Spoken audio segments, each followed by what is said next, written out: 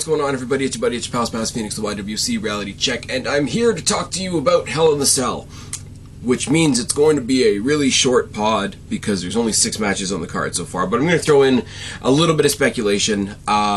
Cards on the table. I was hoping to have Guapo with me on this one. We were going to have some fun with it, being that he doesn't watch very much WWE, and we were going to have a laugh at me trying to explain to him what's going on in WWE. We may do that another day.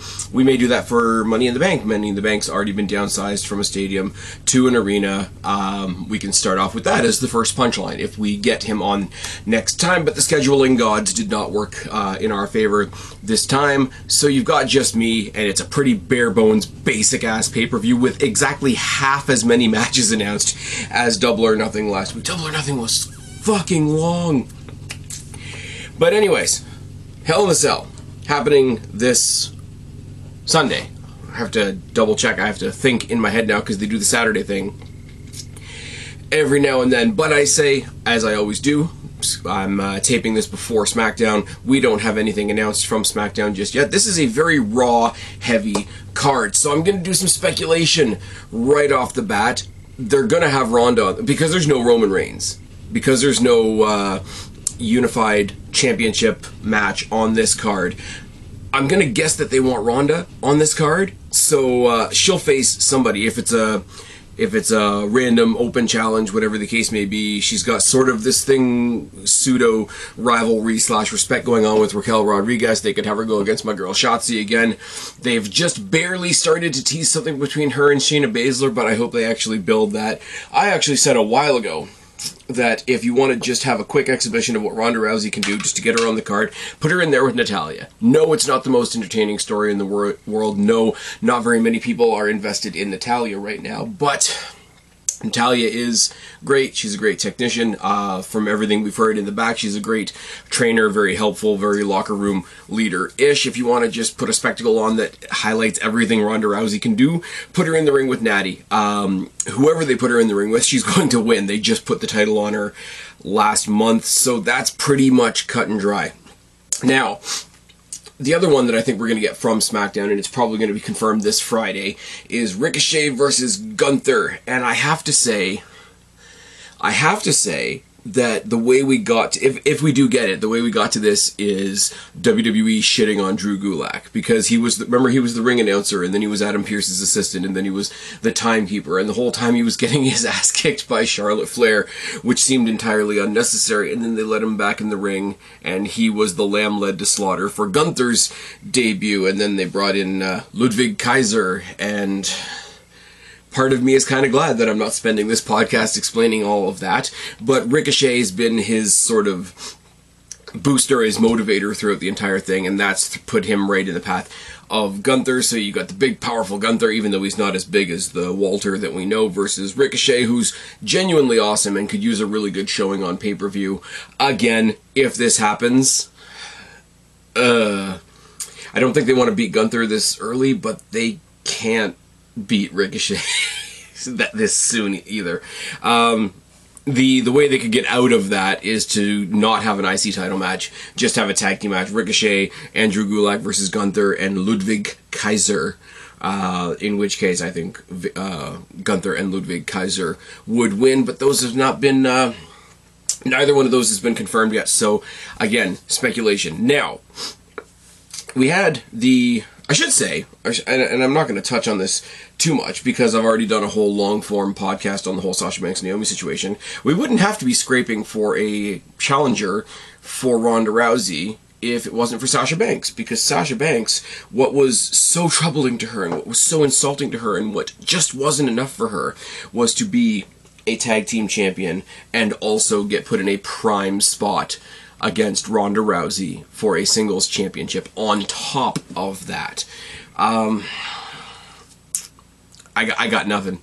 I got absolutely nothing. The whole Sasha Banks thing has gone by the ways. The whole Sasha Banks Naomi thing, on the one hand, is truly ridiculous. On the other hand, has been completely overshadowed in the news cycle by Johnny Depp and Amber Heard, and how that exactly went the right way. And if you don't agree with me, fuck off and unsubscribe from this channel.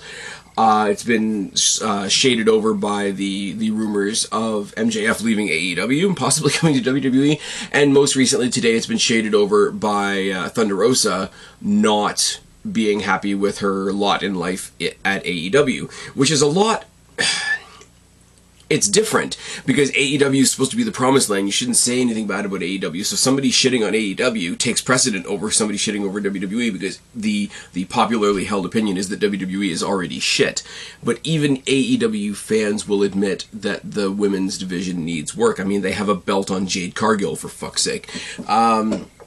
So it shouldn't go without saying that they're scrambling for, if they are scrambling for a challenger, they're scrambling for a challenger because the diva that is Sasha Banks thought a title shot against Ronda Rousey at a prime spot at a not so big pay-per-view, but still a title shot nonetheless, while she already carries one, wasn't enough. What I thought would have been confirmed on Monday, and it actually hasn't been, but they did the contenders match, and they did technically win.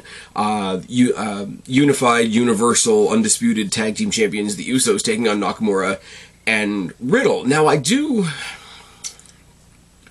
on the one hand, yes, it's another thrown-together team. On the other hand, it's the first team in a long time in WWE where the thrown-together team actually makes perfect sense. Nakamura and Boogs got their shot at the championships at WrestleMania, where apparently, if you believe the rumors, they were actually going to beat the Usos, and the Usos were going to have to redeem themselves against Roman Reigns, and that was going to be a whole separate arc.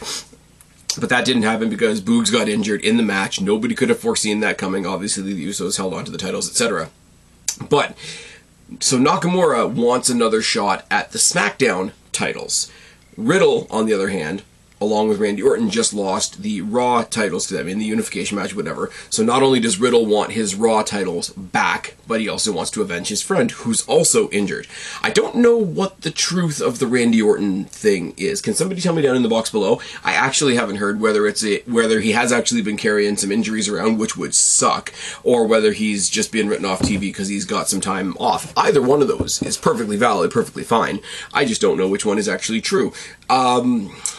And again, as a combination, Nakamura and Riddle work. Riddle is awesome in the ring, despite the character and the goofiness and the real-life stuff that some people like to make up on Twitter. You know, the source for that is a bunch of his ex-girlfriends. So yeah, those are always 100% reliable. And then you got Nakamura, who's awesome and who's been sort of like coasting for the past little while and having fun, but if he manages to turn it up to 11, that combination could be really, really good. Now, they're not going to win. Let's be real. The Bloodline is the strongest built thing in all of the WWE right now, and I'm not just saying that because in storyline they've got 6 belts between them. I'm saying they're like one of the most legitimate things in the company, and they're going to make Roman Reigns feel untouchable, especially with this new part-time contract. He's going to, you know, absence shall make the heart grow fonder, and we won't get into the law of diminishing returns. But while he's gone, the Usos are going to be there sort of in his stead. So they've got that to carry on their shoulders. Plus there's the added wrinkle of Sami Zayn trying to be the unofficial member of the Usos, which is kind of lame, but it also works in the sense of it's Sami Zayn and he can make anything work. He made the Jackass thing work at WrestleMania. So, as good as it's going to be, and as intriguing a combination as Riddle and Nakamura is, it'll be a hell of a match if it's happened. It hasn't been confirmed. It's not on the website and it's not on Wikipedia again, so I'm assuming. Usos go over in a strong match. Sami Zayn may or may not be there in his like size medium bloodline t-shirt. Maybe causes a distraction. Maybe it's a case of this match will continue or this feud will continue. It's been suggested that at Money in the Bank, because they won't want to have a title match because the focus is Money in the Bank, that they're going to do another 6-man with Drew McIntyre, Riddle, and Nakamura rather than Orton. And I mean, that wouldn't be terrible. I mean, if you need a lineup of quick challengers for Roman when he is there for pay-per-views, you got Riddle, you got Nakamura, you got Drew. There's 3. That ends at the UK show, where I'm pretty sure he's going to be defending against Drew McIntyre because UK show. And if we use a 6-man or a trios match to get there, that's absolutely fine. Kevin Owens versus Ezekiel is the first confirmed match we're going to talk about. I'm blitzing through these because, guys, I'm not telling you anything you don't already know. Not to pull a Sean O'Hare on you. Kevin Owens is awesome. The Ezekiel thing is awesome because Kevin Owens has made it awesome. Kevin Owens recruiting the Alpha Academy to be his lackeys in his mission against Ezekiel/Elias has been great, but it is a case of, and I hate to quote What Culture once again, but it is a case of, and then the bell rings. And when the bell rings, Kevin Owens is awesome. Ezekiel is pretty plain. He's not bad by any stretch of the imagination. He's just plain. Either Ezekiel wins to drive Kevin Owens nuts, Kevin Owens tries to cheat, gets himself disqualified, and Ezekiel wins, and it drives Kevin Owens nuts. Or Alpha Academy try to help Kevin Owens, and he gets disqualified, and Ezekiel wins, and it drives Kevin Owens nuts. So, as much as I worry about the fictional character of Kevin Owens' mental health, I don't think he's winning this, and I think, again, like Sami Zayn, who's not even in the tag team match, he's going to be the highlight. Kevin Owens is going to be the highlight. You know what's not going to be the highlight at all is Bobby Lashley versus Omos and MVP in a what's the word I'm looking for? Handicap match. There we go. Thank you, brain. Hell in a Cell's gimmick pay-per-view. And they had a match on Raw where the winner got to choose the gimmick of the match at the pay-per-view, and you chose the gimmick at Hell in the Cell, and it wasn't Hell in the Cell. And I'm not saying I want to see Bobby Lashley and Omos in Hell in the Cell. It'd be terrible. Bobby Lashley needs to be doing better things. Omos could be used better. MVP is MVP. I mean, he's gonna, as much as he is a real wrestler and as much as he is a good wrestler back in his time, I would love it if he just plays the Paul Heyman role. Remember when Paul Heyman was, I think he was managing Ryback, and there was a handicap match and he just never tagged in, and that'd be fine. That'd be great. It'd be wonderful. Now, the story's pretty simple. Bobby Lashley won at WrestleMania, celebrated with MVP afterwards. MVP turns on him, manages Omos. Omos cheats to win at the next pay-per-view. They're, 1-1. So this is the rubber match. Get excited. I don't know. Lashley pins MVP so that Omos can stay strong. And if there's a kickoff, I hope this is on the kickoff. I'm really scared that it's not going to be on the kickoff because Bobby Lashley's in it. Bobby Lashley shouldn't be on the kickoff, but also Bobby Lashley shouldn't be in a match that I'm saying belongs on the kickoff. So, I don't know what to tell you. I guess Bobby Lashley wins. Like I say, my prediction is that he pins MVP. Austin Theory versus Mustafa Ali is way more entertaining than it should be. Mustafa Ali wants to leave WWE. They're not going to let him, so now he's wrestling again, and they're trying to get him to stop trying to leave by putting him in a U.S. title feud, which I think means he's going to be given a token U.S. title run to get him to hang around. Now, I don't like this for a lot of reasons. Now, I like Mustafa Ali. He's a good enough wrestler. He's an entertaining guy. He's a sort of an earnest, believable character and all that kind of thing. I thought he took Retribution for as bad as it was. He put it on his back and tried to turn it into something. That didn't work. And then he just sort of came back as a guy and talked about his former life as a police officer, but then they quickly realized that, hey, look at the year we're in. Police officers are the bad guys now. Maybe we shouldn't do that anymore, which is more a statement on real life and society than it is on pro wrestling. But then he was just a guy. And then he disappeared for a while. Theory, on the other hand, is a goofball, and it is absolutely stupid in the best way. He's taken all of the campy, sort of pompy attitude and fun of The Way and brought it onto Raw in this stupid heel character that keeps falling into good fortune and happens to be under the watchful eye of Vince McMahon.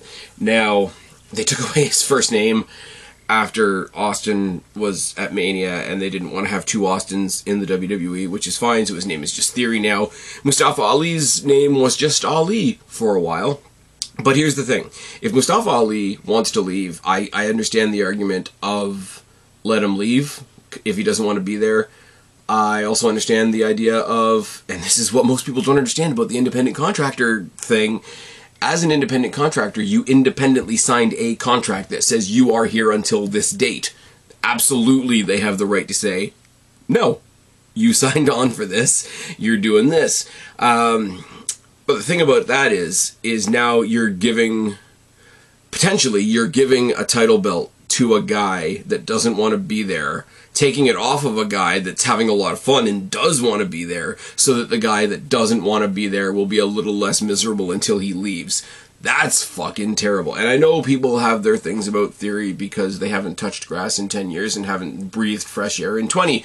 I am looking at Michael Sidgwick. I don't really care anymore. Now, there's all this hovering over it for me, but the match itself is going to be good. Theory is wicked underrated. People actually acknowledge how great Mustafa Ali is. Mustafa Ali was supposed to get that push that Kofi Kingston got during Kofi Mania. Imagine if that had actually happened. Oh yeah, but then we couldn't have handed it to Kofi, and we couldn't have had an awesome mid-card main event championship holder. Oh, hurts my brain sometimes. The match is going to be really good. I would love it if Vince McMahon was out at ringside with Theory, but I don't think he will be. I would love it if Theory came out with the belt in one hand, and in the other hand he's got the egg. That would be awesome as well, just because it would make me laugh for no other reason. But yeah, I think they're giving this as a random giveaway token to Mustafa Ali, and that doesn't serve Theory, it doesn't serve Ali really, and it doesn't serve the WWE to put a belt on a guy that already everybody knows doesn't want to be there. It's an awkward one. I do look forward to the match itself. I should rush to reiterate. The match itself will be great. There's extraneous stuff happening around it that I'm not particularly a fan of. And speaking of things that we have to work around because other people don't feel like coming to work, we've got Bianca Belair versus Becky Lynch versus Asuka. So we all know the story at this point. There was supposed to be a six-pack challenge on Raw. It was going to be Naomi, Sasha Banks, Doudrop, Nikki Cross, Asuka, and Becky Lynch fighting for the chance to face Bianca Belair at the pay-per-view. And what was so offensive to Sasha Banks and Naomi was that Naomi was going to win. And Naomi was going to get that chance. And it was going to be Naomi versus Bianca Belair, which, I'm not going to lie, I wouldn't have given a shit about. But, okay, it's a B throwaway pay-per-view. Let's get these handouts out of the way. I would have loved to see Ronda Rousey just break Sasha Banks in half. But that's another story for another day. Hopefully never. Hopefully never. So what did we do? Instead of the six-pack challenge, we got Asuka versus Becky Lynch. Doudrop and Nikki Cross kind of got fucked over in that deal.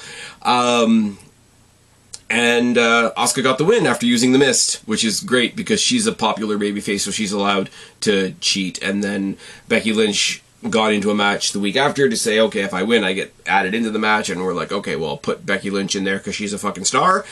And away we go, off to the races. This is a match that wasn't supposed to happen so as much as it should. Like, I personally, I would love to see it go back to Becky Lynch because the rigmarole surrounding Becky Lynch's return, where her taking the belt off of Bianca Belair was bad because it's Bianca Belair, was ridiculous. But that's me sort of editorializing. If I go objectively, it would be kind of cool to see Asuka pick up the championship, because the last time, and this is what Becky Lynch has been hyping up a lot on social, the last time Asuka became women's championship, became women's champion, not championship. It's late in the day, leave me alone, and I don't have a co-host. Cut me some slack.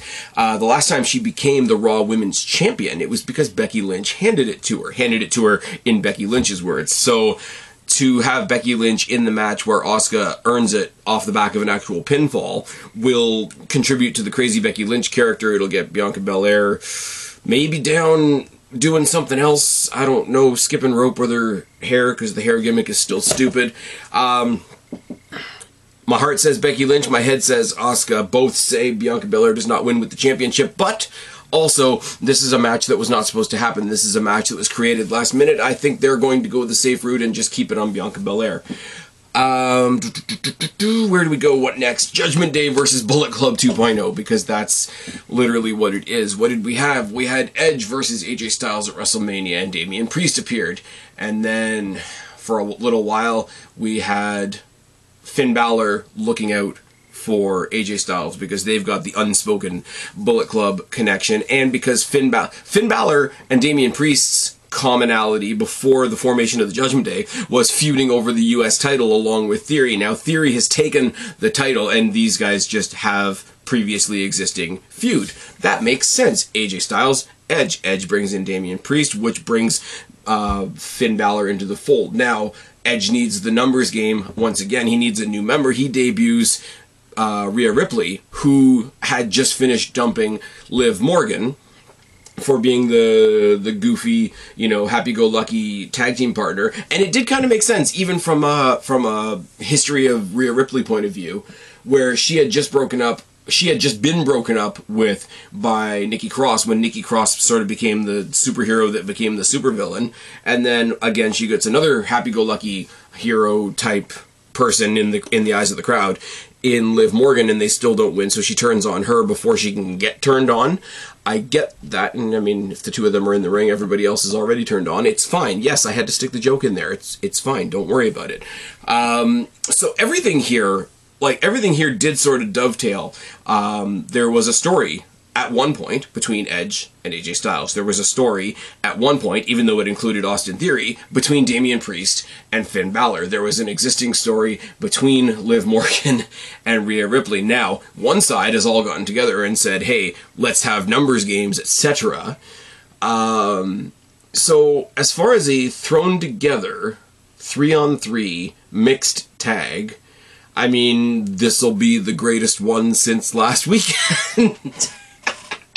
Oh, the amount of unrealistic hatred that people have for Tay Conte and Sammy Guevara is amusing to me, and not much else. I think this is where the penny drops, and we finally get the last member of the Judgment Day, and it is Ciampa, because Ciampa, the whole time, has also been left behind in various feuds. Ciampa being one of the hired muscles for Austin Theory in his dealings with Mustafa Ali, is a thing, because Austin Theory used The Miz's help, he used Veer Mahan's help, then he used Ciampa's help, and then Ciampa got put into the Championship Contenders match, and it wasn't the winner gets a title shot, it was if Ali wins, he gets a title shot. There was nothing in it for Ciampa.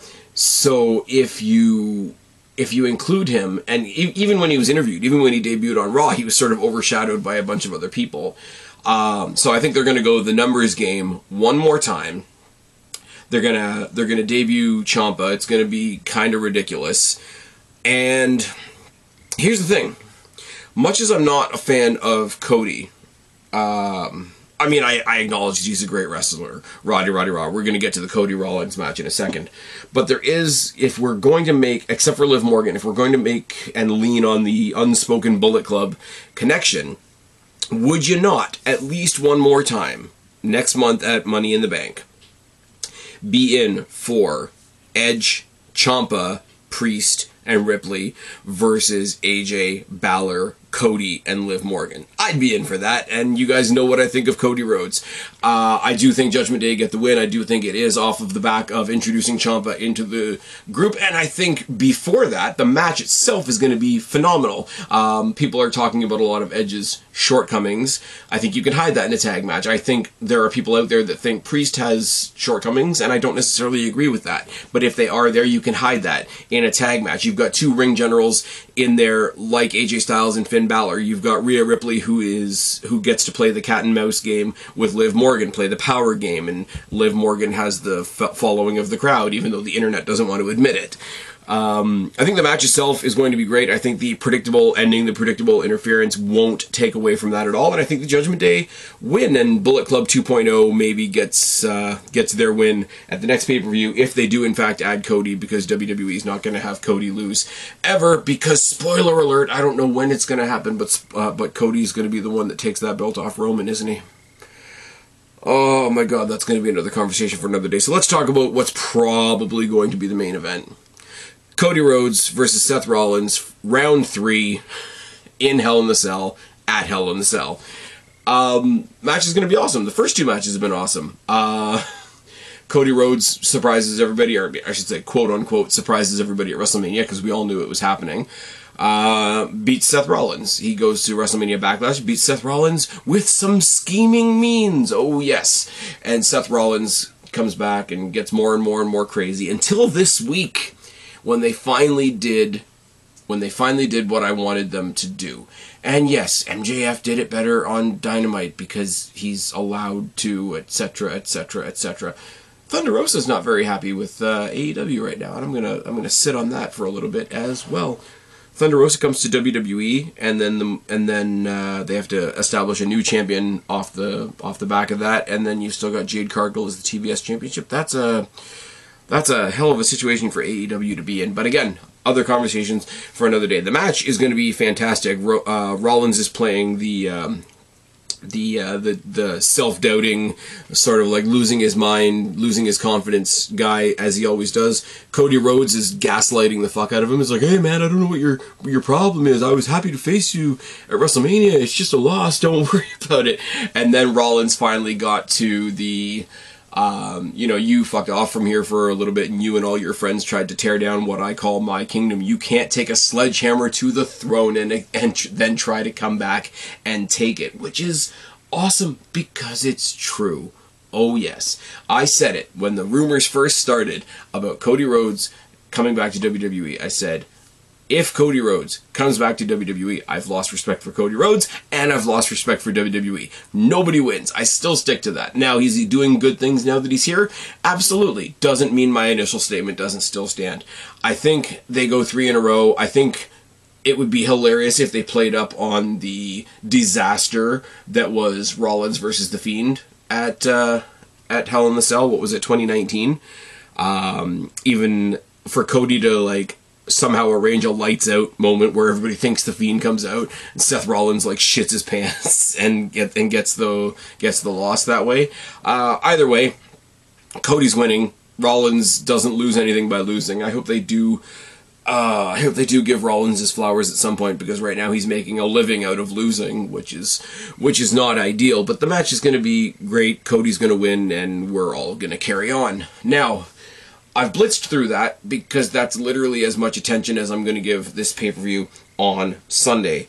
Now, that being said, I am previewing this show. I'm not previewing the show that's coming on Saturday. Do you know why? Because I didn't know that there was a show on Saturday until today when I was listening to somebody else's podcast. Apparently, there's an NXT show on Saturday. I haven't watched NXT